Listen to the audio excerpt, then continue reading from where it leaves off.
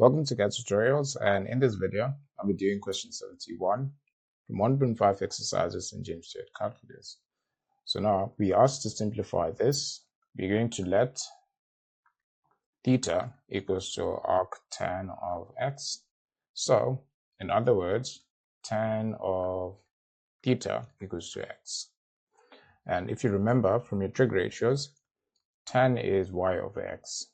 So as confusing as it might sound, this x over 1 is actually your y over x. So in other words, your y is x and your x is 1. So now if we substitute this theta back into what we're given, so this is now sine theta, and sine is y over r. We have y, but we don't have r.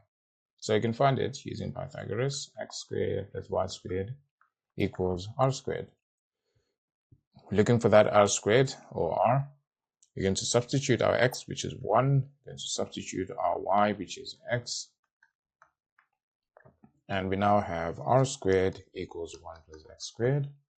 Our r squared is equal to 1 plus x squared. Our r equals plus or minus square root of 1 plus x squared. Now remember, r can't be negative, so you're going to take the positive one. Okay, coming back to this form or this part here, we now have sine theta equals to y. Our y is x, and our r is square root of 1 plus x squared.